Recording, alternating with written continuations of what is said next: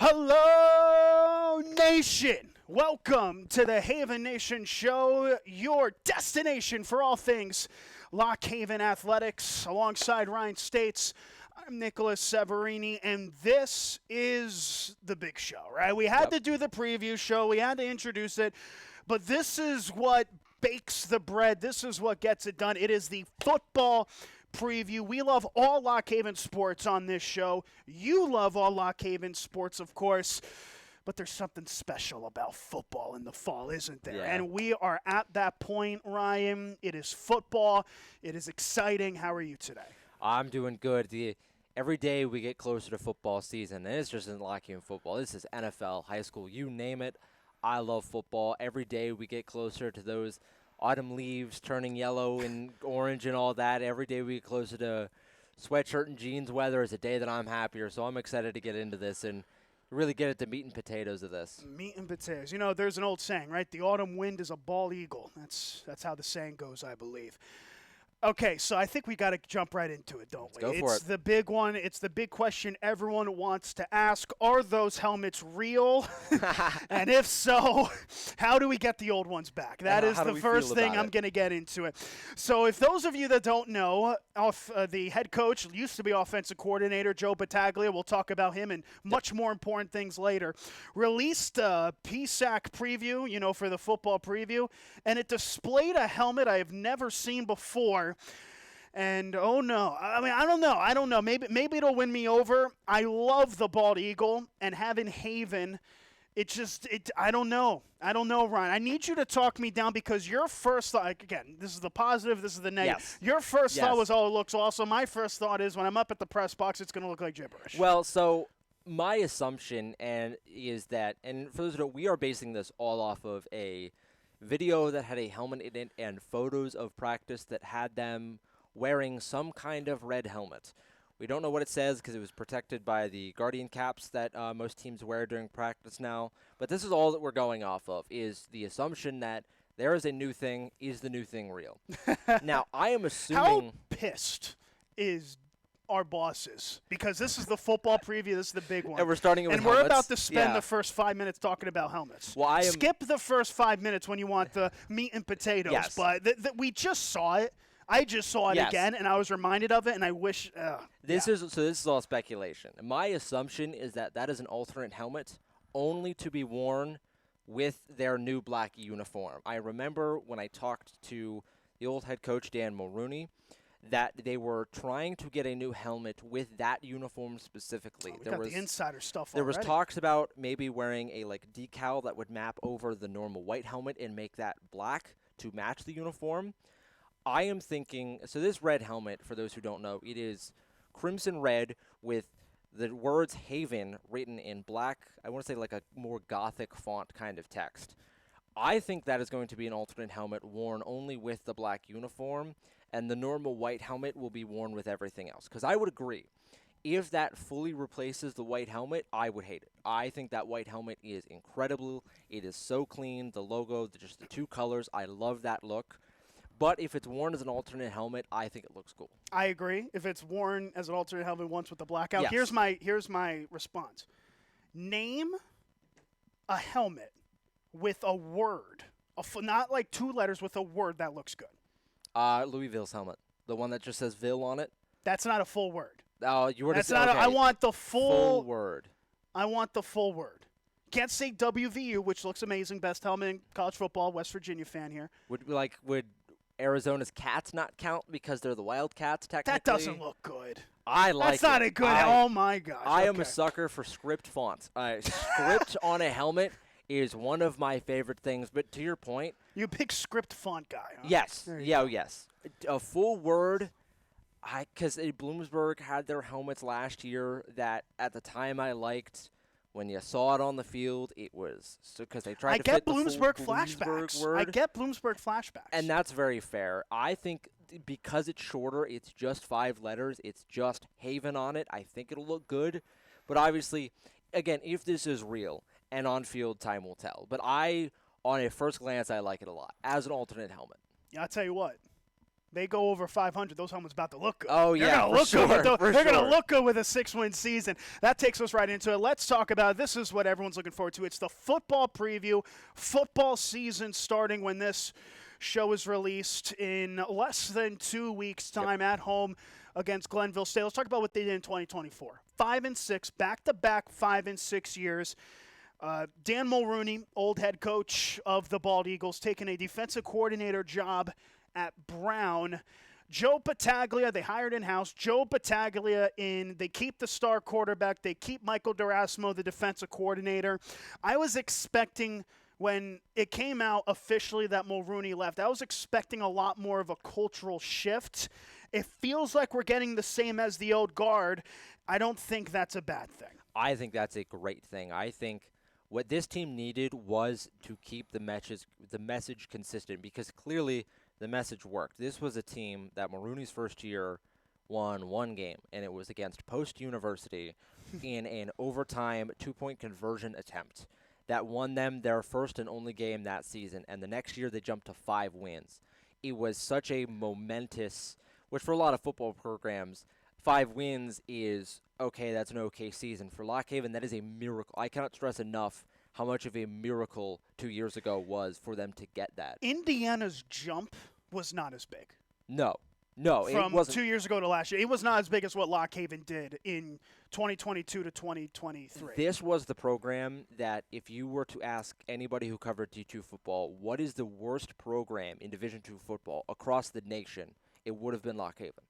And I don't think that's hyperbole to say, because it was, they hold the record. I think it was from 2000, I want to say 7 to 2011. That sounds about right. They were winless. It's the longest streak across any division of winless games. They tore the goalpost down after they won their game in 2011. It was the final game of the season.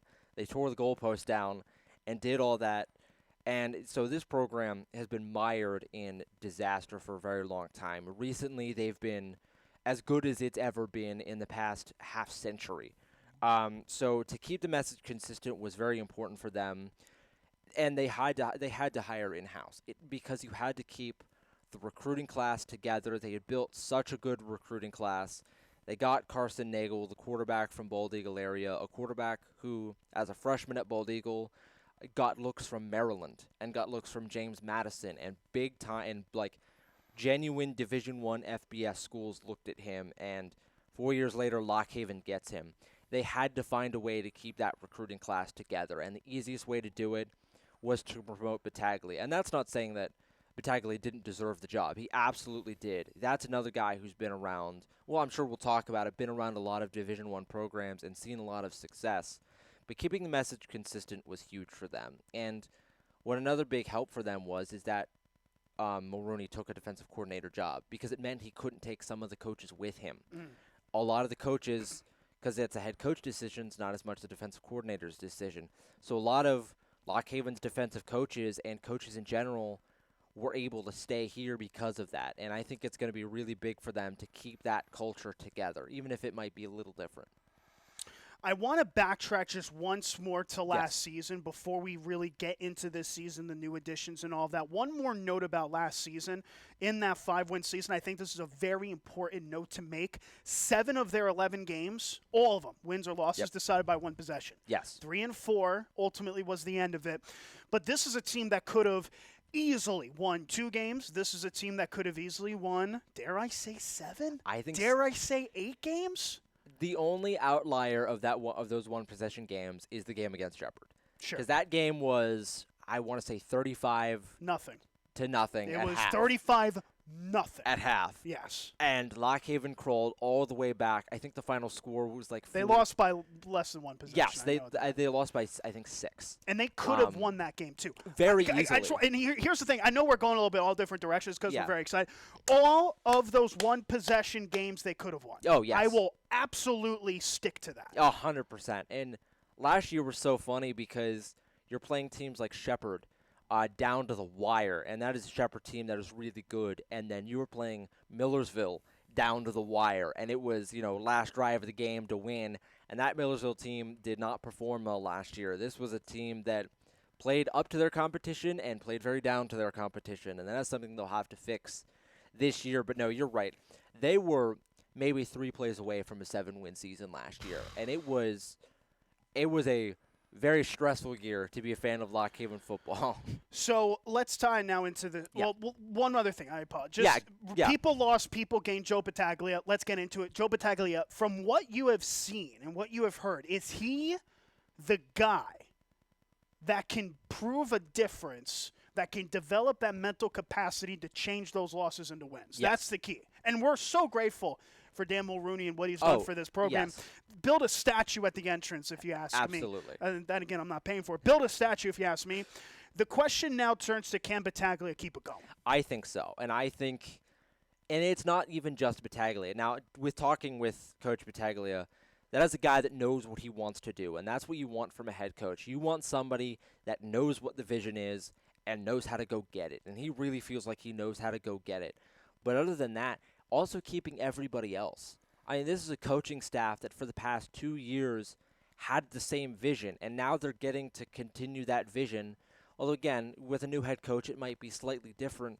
But from what I've understood, the vision hasn't changed much. The ideas, the morals of this program have not changed very much to where I think that it could go off the rails. I think Battaglia, being a first-time head coach, is really going to seize this opportunity, and I could do some really special things with this team. People lost from last season. We talked about, of course, the head coach. Yep. Always a big deal when the head coach leaves. Couple other big issues. They lose their top 4 leading receivers. That's never a good thing. Tyre Young was the best of which. Moving on to greener pastures, Tarleton stay in Division I. Of course, we wish them well. There was an animosity to a lot of these transfers, in fact, and I think that is important that a lot of them moved up. Izzy Ramos, still to be determined, I believe, where he winds up going to. Oscar Oduma, another one. The big issue, I don't want to call it a red flag. A lot of the offensive line left, though. Yes. And we're going to go position by position in terms of who is on the roster in a few short moments. But you've got Taylor Hartner, Donovan Jones, Matt Frederick all leaving. Jones going to Westchester. Yep. And that's always a red flag when someone stays in the conference. Frederick and Hartner to be determined. They both have Division I looks, though. And the other 2 starting offensive linemen graduating. So in terms of who's lost in the portal, just in the portal, Tyre Young, Izzy Ramos, Oscar Oduma, and then the offensive line trio of Hartner, Jones, Frederick. You would have thought it'd be more. I was ready for more people to leave. As was I, and I think obviously they would never say this. I think that there were some preparations there, too, of that more might go. Young was the big one that everybody kind of knew was looking to move on to Division I, and as he should. And again, like you said, there was no animosity in that program with any of these guys leaving. But especially Tyre was one that it's like, you have outplayed Division II. You deserve a shot to go play with the best of the best.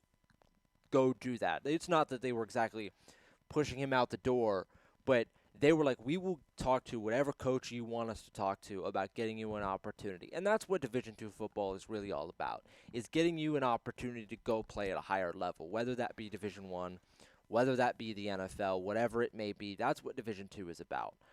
Young was a big loss for them. Ramos was another one that there were some preparations he might leave, but that's a big loss. That was the captain of the defense the past 2 years. Started as a true freshman linebacker, was a star 2 years ago as a true freshman, was really good last year as a sophomore. The offensive line is the one that I think you and I said is both, that's scary. To have 5 new starters on an offensive line with a team that's trying to improve is really hard to do. Because the offensive line are the unsung heroes, and they are typically the bedrock of your offense. If your offensive line doesn't work, your offense doesn't work. So they are going to need a lot of young guys and a lot of new faces to step up and step into those roles. But I think that I feel comfortable with where the line is, and the defensive line as well lost a lot of talent as well. I think they're comfortable with where the lines are, but they did lose a lot of talent. When this episode comes out, we won't have access to the 2 deeps yet, so what we're about to discuss is the position-by-position breakdown. And this was going to be guessing. Going to see what we're going to do, see how we're going to make it. But, we have it in good authority who's going to play where from last season. With that, let's go to our positional breakdown. This is going to be where we talk about every position. We break everything down. Yep. And we see what the positives are. We see what the weaknesses are. We see what the biggest questions are.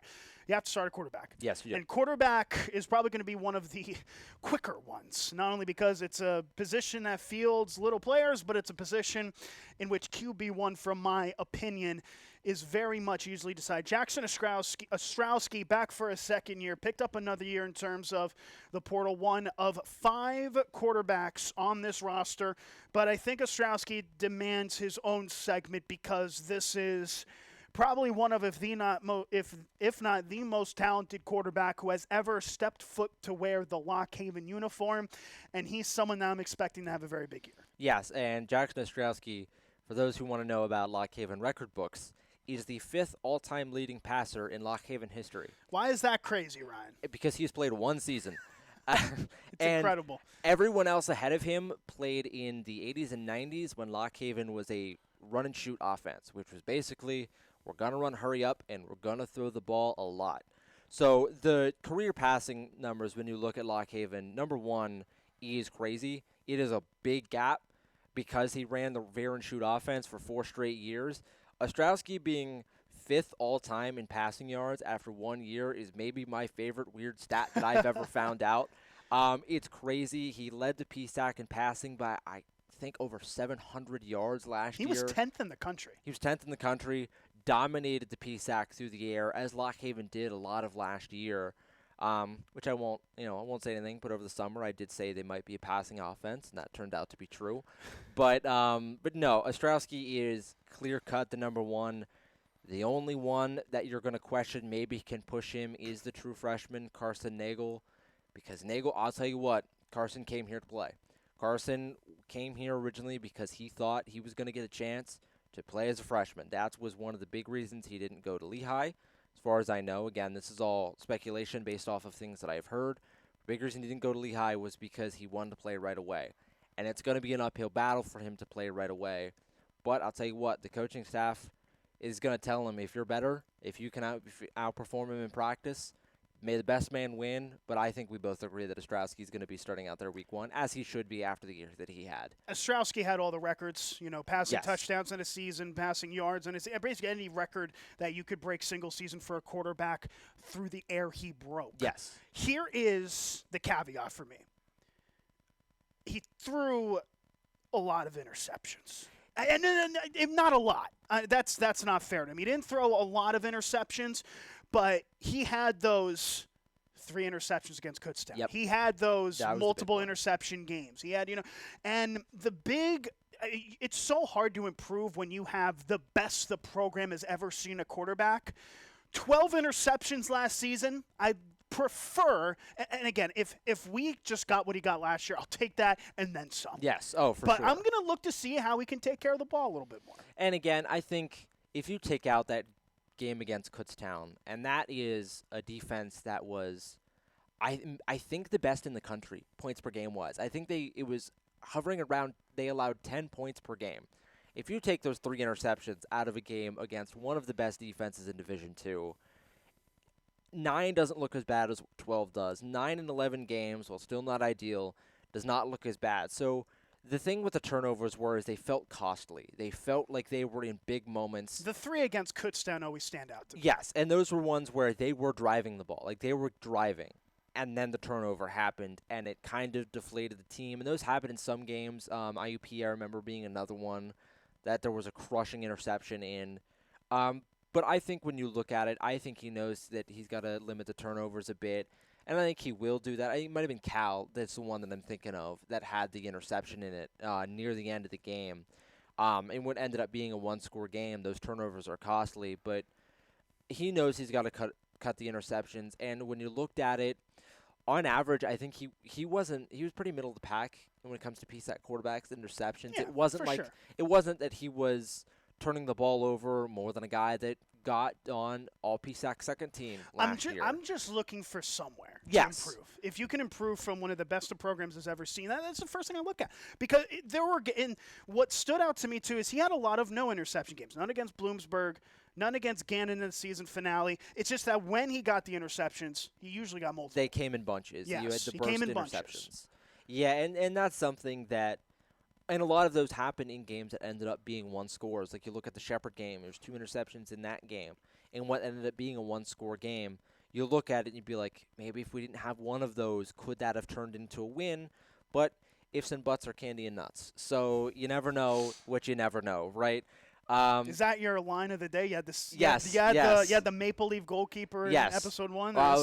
Is this the thing? It's like it's like a word of the day type thing. There It's you just go. a random phrase I pull out per episode. But no, Ostrowski is going to be the rock of this program, and they're going to need him to be. The question I have is, what's it going to look like when he's throwing to basically a brand new receiver room for him? We talked about Carson Nagel already. Before we move on to the next position, Rob Footman. That's a real wild card for me. I don't know. I haven't been to any practices yet. I'm curious to see how they're going to utilize Rob. Don't say something you're not supposed to. Oh, I know nothing. You jumped up, so I didn't know. Well, I'm curious what Rob's role is going to be on the team. A senior transfer, PSAC experience, starting quarterback at Millersville, torched Lock Haven 2 years ago. Yes. That's a very notable fact. Didn't do as well last year, but he is some real talent. He had the potential to start at a lower level PSAC to a higher level MEC program and chose Lock Haven when he knew that Nagel was in the weights, when he knew Ostrowski was ahead of him, and when he knew this was probably his last year.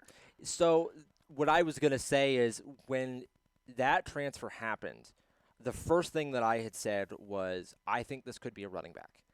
Because Footman is fast. I mean, his last name being Footman the irony is not lost on me. He is fast, and when he killed Lock Haven 2 years ago, it was with his legs. He ran rampant over Lock Haven. I think he could do the same. I don't think they're going to use him as a running back. I think it's good. It might be more of a gadget quarterback, like maybe on 3rd and 1, you see a QB blast up the middle or something. They did that last year. Yes, they did. They scored a touchdown against Shepherd. Yes. His name escapes me, unfortunately, with a senior quarterback that was a utility guy. Yes. Number 9, I can't remember his name. But no, I think that could be something that you look at. I think it's number 9. It was single digits, I think. That could be something that I think they could do really well, is use him as a gadget-type quarterback. If they will, time will tell, but I think that's something that could do. Or it could be a situation like it was last year with the quarterback they got from Notre Dame, where it was his last year. Notre Dame College. Yes, Notre Dame College. Will Pickett, by the way, was the quarterback I was referring yes. to. Notre Dame College, not Notre Dame University. A big distinction there. I have some new listeners here. No, we did not pouch someone from the Fighting Irish. I wish, but imagine we took a quarterback from the Fighting Irish and he wasn't the starting quarterback. How crazy that would be. It could be a situation like that last year where it's a guy that's coming to try to compete in his last year and he maybe gets the job, maybe he doesn't, who knows. But I think they brought in Footman to use him. I don't know how they'll use him. I think you're going to see him play. Running back situation, you talked about Footman potentially playing that role. I think it's fair to call it a thin position as it currently stands. I mean, you have Demir Green returning. Green, who only got better. He's the leading rusher from last season for the Bald Eagles. He had negative rushing yards 3 games into the season. He wound up turning that into a 440-yard season that featured 4 touchdowns. I'm surprised only 4. I thought he had more than that. But only 4 touchdowns. He's, in my opinion, the leadoff for the starter. I am curious about the transfer in Ezekiel Johnson. Comes from Jackson State. I wouldn't be surprised if Johnson is featured, redshirt senior, so his final year. And then you have all freshmen. You have all freshmen at the tailback position, at least going into next season. They'll mostly be sophomores. But you'll have a lot of guys with 4 years of eligibility.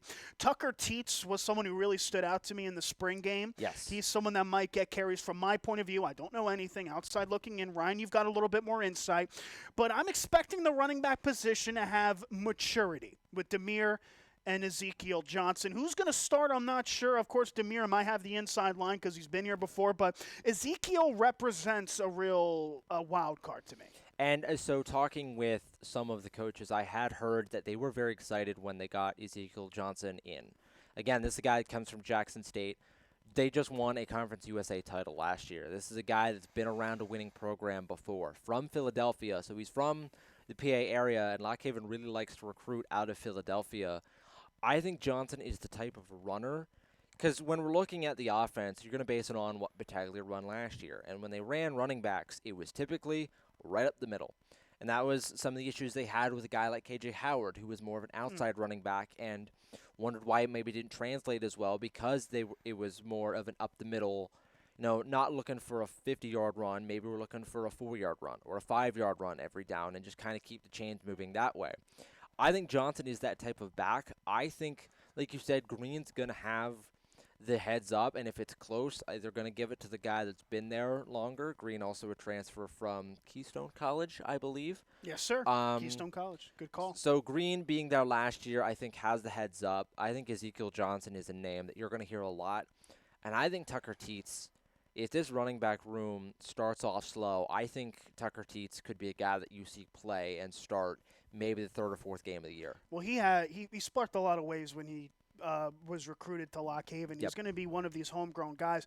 I want to transition the homegrown into the offensive line. This is going to be, in my view, Ryan, the biggest question mark of this team, and this is going to determine whether this team is above 500 or whether this team wins even 2 games. You lose all 5 starters. Big red flag. You get a lot of freshmen. I hesitate to do this, but when you're in high school, when you cover high school football, the first thing you look at is the height and the weight. Yes. Are the guys tall? Are the guys strong?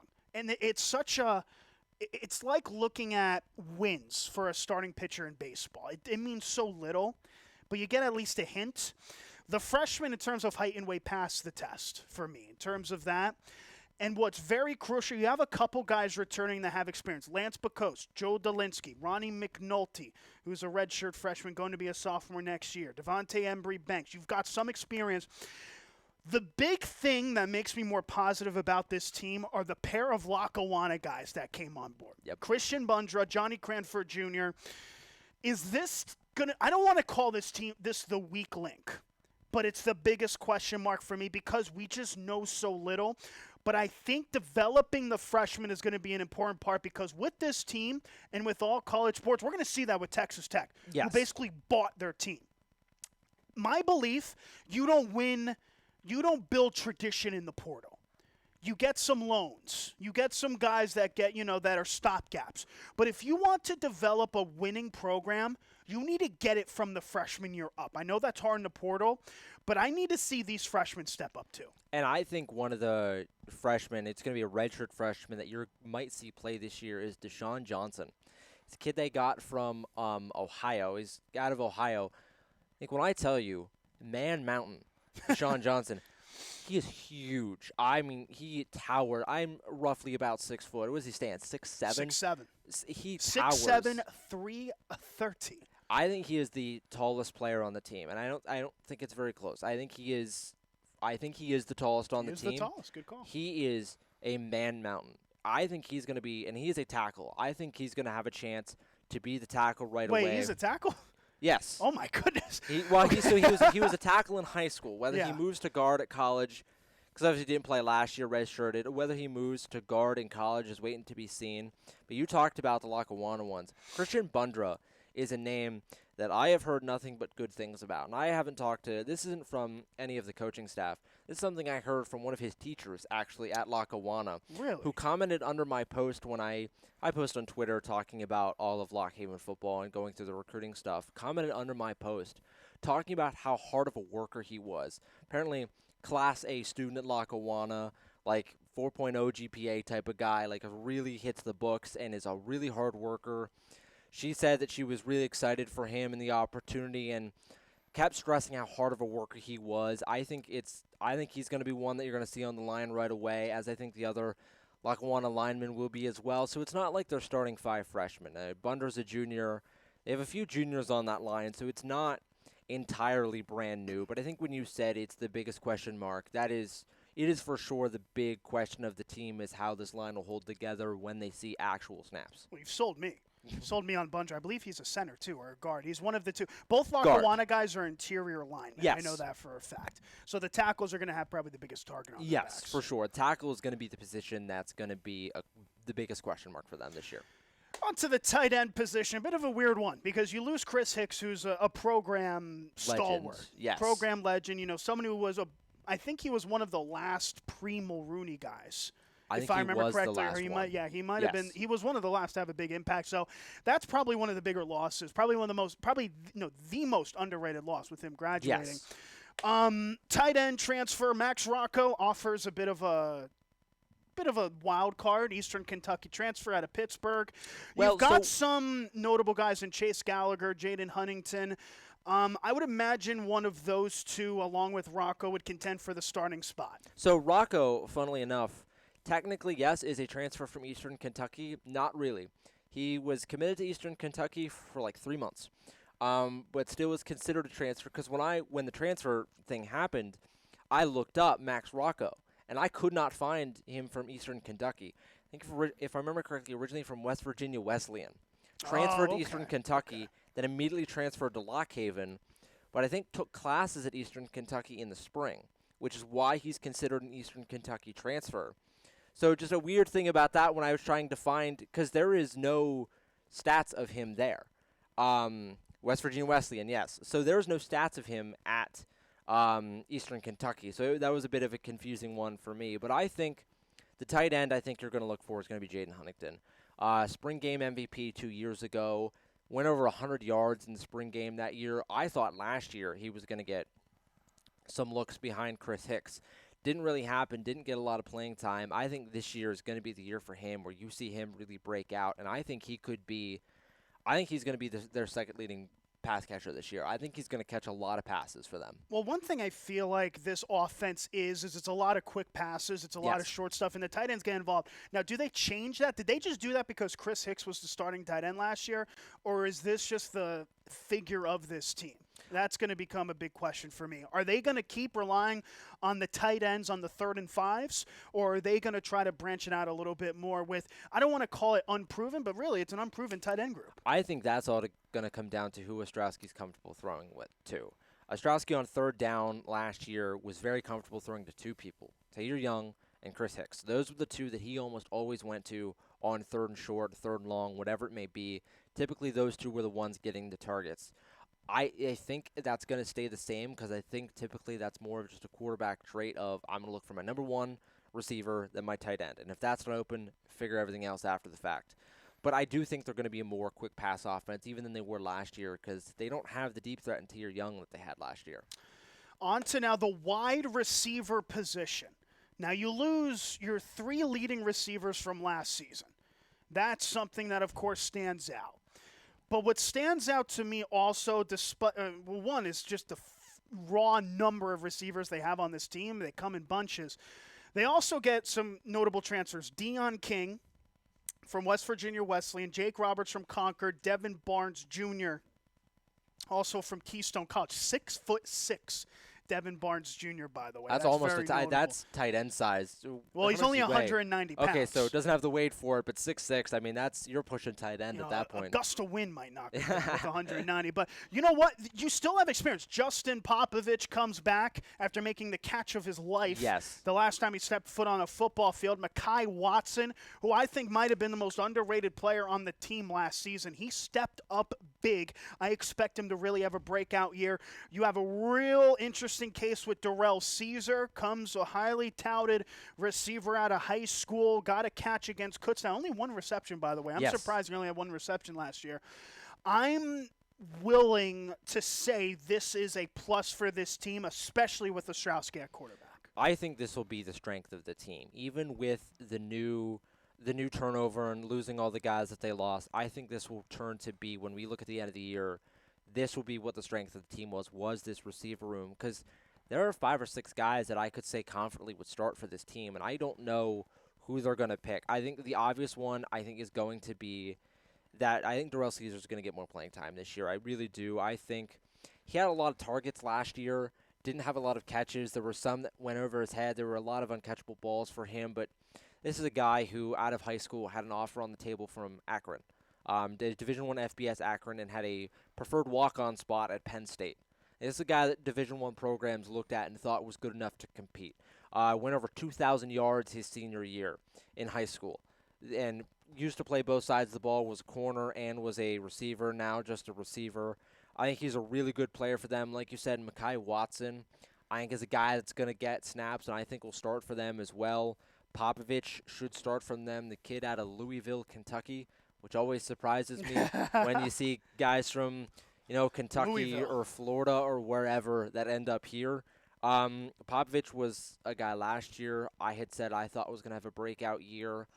Kind of did at the beginning, broke his forearm, I think, and it got cut way too short. His season got cut short, but had the game-winning touchdown catch, which was the play he got hurt on. Talked about Barnes, Deion King, coming from West Virginia Wesleyan as a redshirt freshman. I think he's going to get some snaps. They've got 4, 5, 6 guys that I think are going to get snaps. And receiver depth is important because you're going to have a guy or two go down in the season. That's always going to happen. So I think they have a lot of depth that's going to be able to sustain that. And they have a lot of starters that might not play starting minutes for them. We're going to speed through the defense a little bit. We're about 30 minutes into this program. A reminder as well to tune in to this show live, whether it's on YouTube, Bear Country 999, whether it's Tuesday nights at 7 p.m. for the Haven Nation show. That's where you're tuning into if you're on the radio, or on YouTube, as we mentioned, and also on Podbean, the Bear Country Podbean channel. Defensive line. We don't have a lot of time, but I do want to say I'm excited about this group. Luke Richard Rameau, a transfer out of West Virginia State. Although they struggled, he was a real standout on that team. Got a lot of tackles. I'm looking out for him and Reese McDonald to really set the tempo at the edge. Isaiah Scott returns. I have a lot of plaudits about him. This is a defensive line, and this defense as a whole that lacks depth. Yes. But if guys can stay healthy, I'm willing to say it is another positive for this team. Off the edges are going to be set in stone for them. You mentioned Rameau and his name is escaping me at the Reese moment. McDonald. Yeah, Rameau actually before went to West Virginia State was at Army. He was at Division I FBS Army. But I think the interior defensive line is where the big question is going to be. And the guy that I'm expecting to step up from State College is Justin Castro-Dixon. He was a guy who played for a really good Little Lions school over there in State College and is going to come in redshirted last year. Will be a redshirt freshman. Saw some snaps last year because of all the injuries they took on the defensive line, but I think he's one that's going to have to be the anchor of the defensive line. I think he's good enough to do it. I think it's fair to say no position is thinner than linebacker. I think it's very fair to say that. You've got a returner in Rocco Doherty who's going to move right into the Mike role. Karan Walker passes the eye test for me. This guy looks like a stud, a transfer from Southern Connecticut State. You have Gavin Papp returning, Ethan Fike returning, who's had some minutes. And then you got rest of freshmen. So that top line you're impressed with. Levi Angle, also another transfer. That top line is impressive. You got to hope they stay healthy. Yeah, and Rocco Daugherty was probably the surprise of the year. If you were to pick a player last year that was the shock of the year for them, it was Daugherty. Turnover machine at the beginning of the season. Had an interception, I think 3 interceptions in the first 4 or 5 games of the season, multiple forced fumbles, multiple fumble recoveries. If there was a turnover to be had, more often than not, Rocco Daugherty found himself at the receiving end of that turnover. If you're looking at some of the freshmen that you want to talk about, you got Calvin Johnson Jr., unfortunately, no relation to the NFL Calvin Johnson. I did look into that when they recruited him. Had to. But the big one for me is the linebacker out of Bald Eagle area, who I'm trying to find on here. Wyatt Spackman, there it is. Spackman was a part of a Bald Eagle team that made a run in states, joins his teammate Carson Nagel here at Lock Haven. You want to talk about an academic weapon. There is no bigger one than him. He's a basketball player, baseball player, football player. Had I think it was class valedictorian in his class or salutatorian, one of the two. As a guy who puts the work in and knows what he wants, I think that's a guy that you might see play at the end of the year, end up being a starter on that team. But linebacker is a question for them, but I think they'll be able to hold form if the top guys stay healthy. Let's close out with defensive backs. Yep. This is the strong point of the team. I think I'm very willing to say that. You had really strong guys not start last season that are thrown in. And I know you lose a lot of talent as well from the defensive backs, but when you talk about guys like Troy Miller, Jayon Perry, 2 big names that come up out of the blue. Markel Bam Morgan, who is my prediction for all PSAC going into this season. You've got Elijah Alexander coming into the play. Ja'Kai Bogarty, who's a transfer from Bloomsburg that was highly touted but couldn't start last season because of how talented the defensive backs were. And then, you also have a Temple transfer, Aaron Anderson. You've got a Westchester transfer. You've got an Albany transfer. This is the strong suit of this team, and they have to stand up big. You're going to have to make teams get it on the ground. If you're Lock Haven defensively, returning with your defensive coordinator, Michael DeRasmo, you have to lean on your secondary heavy and maybe blitz the heck out of teams. Yeah, and we talked about it before the transfer portal even opened, that we thought the defensive backs was the strength of the team. And then the transfer portal opened, and they got 3 or 4 defensive backs from the portal, and we were all like, so they were just building on the strength the whole way. You talked about Ja'Kai Bogarty, a former all-PSAC player that couldn't play last year because of how talented they were. Markel Bam Morgan, Jayon Perry, Troy Miller, again, another spring game MVP from 2 years ago. Davian Vernon was a linebacker. They're converting back to safety now. They'll still probably play in that box role. Those defensive backs, I think, are going to create a lot of havoc for PSAC teams. I think they're going to be the lifeblood of that defense, and if they can hold together, I think Lock Haven defense can be really good because it's going to be hard to throw on them. So that is the roster breakdown for Lock Haven football. Listen, we told you we were going in depth, and that is exactly what we did. We've got another 10 minutes left of the program, so we're going to run through the schedule. Yep. We'll just run through first, and then we'll dissect it. At home against Glenville State, September 6th. That starts the year. 2 road games against IUP and Cal. That's the back end, a real brutal road stretch. Then you're at home against East Stroudsburg, who have high aspirations. Everyone's dark horse this season to win the PSAC is Bloomsburg. On the road following them. Then you have Kutztown and Westchester at home. Just brutal games. And like last season, it ends a lot easier. On the road against Shippensburg and Millersville, 2 teams who are below Lock Haven in the PSAC East preseason poll. At home against Shepherd, who lost basically all their starters from last season.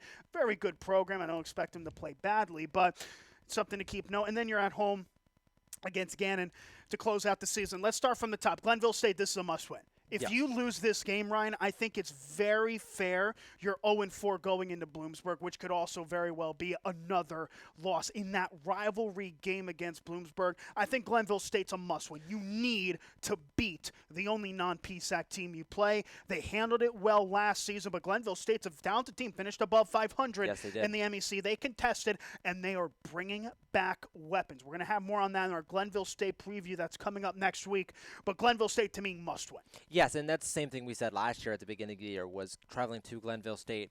What was the team going to look like? And you had to beat Glenville State, and they beat them, and they beat them handily.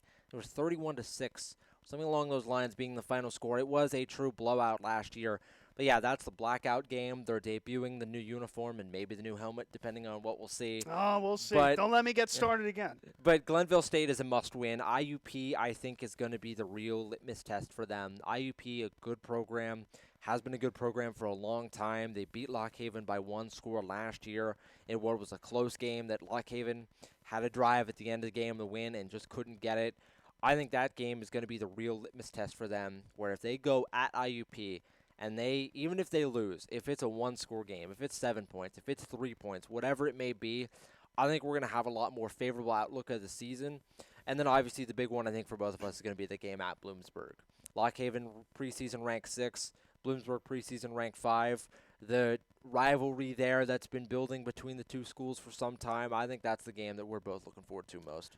So let's get through some fun with the schedule. Yep. Favorite road trip? For me, it's so easy. And I think for you, it's the same. It's got to be Bloomsburg. Bloomsburg on the road, rivalry game, 2 p.m. on a Saturday. We'll be having a night out afterwards. On Bloomsburg. Bloomsburg's a fun night out town to be in. The excitement. I have a lot of connections in Bloomsburg. They're excited about the game. Everyone from Lock Haven's excited. That's going to be a ruckus crowd. If you're going to watch one game, I think on the road at Bloomsburg's the one. Yes, Bloomsburg is, again, talking about that rivalry, whether you want to call it the Commonwealth Clash, the battle on I-95, whatever you may call it. Battle on I-95. Or is it 75? Route, I think it's 80. Is it Route 80? Is it's it something 80? along those it's lines. 80. It's I-80. I thought it was Battle on I-80. It was I-something. I was bouncing around it there. Got close. Yeah, Battle on I-80, as they call it. We have kind of favorably referred to it as the Commonwealth Clash, depending on the two schools now being one school. I think that is an easy pick for best road trip of the year. What's your favorite home game of the year, Nick? Well, this was going to be the next one. This isn't just my favorite home game. It's actually the game I'm looking forward to the most. Okay. Okay, are you ready for this? Go for it. I want you to hear me out here. Okay. Let's say they beat Glenville State. Okay. Let's say they beat Bloomsburg. I think the two really winnable games, and let's say they're able to get Shippensburg and Millersville as well. Those are the two games they're favored in. You have 4 wins. You're going to be 4-5. On the season, if you beat the teams you're supposed to and sneak an upset against Bloomsburg, maybe another team. Can you imagine 4-5? And then you take on Shepherd. You take on a Shepherd team that beat you by 60 points 3 years ago. A team that came to Lock Haven and you were tied with at some point in the second half 2 years ago, and a game that you were down 28-0. And came back and should have won the game if it wasn't for an unsportsmanlike conduct. They could have had the game back, and you could bet your bottom dollar they would have won that game. Yeah, yeah. If they got the ball back last. They had all the momentum in the world in that game. You could be 4-5 with a new head coach, and you've got the Shepherd Rams coming to town. You're 4-5. You know that if you beat that Shepherd team, Gannon is very winnable the next week. That game against Shepherd, if they have 4 wins, is not going to be the game of the season. It's going to be the most important game for this team in 40 years. Oh, yeah. Because if you win, you're 5-5 against Gannon. And it's much easier to beat Gannon than Shepherd. There is a 0% chance if they go to 5-5 by beating Shepherd, they lose that game against Gannon. Agreed. There's no way. Agreed. That game against Shepherd, it might mean nothing. Maybe they have 2 wins going into it. Whatever. Who knows? But if they have 4 wins, the biggest game in 40 years. Can you imagine if they have 5? Imagine they sneak a few more upsets. If that's the game, no way. I don't see it. I'm saying if that's they can the game be like a to break the Westchester, streak, maybe Westchester Well, doesn't Westchester have it all together yet. Westchester was close last year too. That was another 1-score game. To me, I was looking at the game with Gannon because of that could be the game that breaks the 47-year streak of. See, it's been, for those who don't know, it's been 47 years since Lock Haven has won 6 games in a single season. That's how long this program has been down in the dumps. I think that Gannon game, I was going to say that Gannon game could be the one to get 6, and if it is, that's the big one. But, Nick, I think you convinced me that with that impassioned, fiery speech, I think you've convinced me that Shepherd's the one to watch. I'm not doing this for content bait. You're doing it for the love of the game. I do it for the love of the game here. You should hear him on some of the car rides going to some of these games. As excited as you can be about these games and this team, I think you've convinced me. I think Shepherd's going to be the game that I'm most excited for. Am I allowed to give a shout-out? Go for it. Okay, the favorite road trip is Shippensburg. Because Shippensburg had the best breakfast. And yes, unfortunately, I forgot the place. But it was the first road trip I ever went on a road game. And it was a game that 2 years ago took them to 5 wins. They wound up losing the last game against Edinburgh to go 5-6 2 years ago. But Shippensburg had the best breakfast. And I feel very bad because I could tell I annoyed the heck out of the Shippensburg press box. I remember that game. I was annoying some people at that press box because you had student radio to the right of me that were nervous. They were like, oh, my God, I don't know if I can do it. You had the regular broadcast crew all the way to the left side. And they were, quieter bunch. Nothing wrong with that. I'm not quiet. No. And I could hear myself on the Shippensburg broadcast. And I'm like, oh, my God, they probably hate my guts. I swear. I went to the track and field state championships in Shippensburg, and I was like covering my face. I'm like, oh my gosh, because you don't realize when you're broadcasting, and sometimes I can be a little loud. Yeah, no, it's all in the heat of the moment. Yeah. I'll tell you the one I'm least looking forward to is Millersville because we're in the crowd for that one. Yes, we are. Yes, we're in I the crowd, and that means we're in front of the home crowd, and that means the home crowd can hear me. And it's not that it's not that I'm negative, but I get very excited when Lock Haven does well. And I think they might get sick of me very quickly, especially if it's Millersville, especially if Lock Haven are winning. It'll be a quick exit. Well, and also driving through Lancaster is not fun. I can tell you that much. And Millersville is we have to go through Lancaster for that one. Millersville is right alongside Lancaster. I don't know where the stadium is, where it sits. We might be able to avoid Lancaster traffic, but it is right there. So going through Lancaster is not a fun drive. So that's probably the load trip that I'm looking at. That. Also, Cal being 3.5 hours, I think that'll be a bit of a drag, but that Millersville game will be interesting for sure. Okay, 3 minutes left. Alrighty. Over under 4.5 wins. Over. I think they get 5. Where are your 5 wins? I think if I'm looking at it, I think you open at Glenville State. That's a win. I think Cal PA is a win. I think they're able to get that one on the road. Cal PA?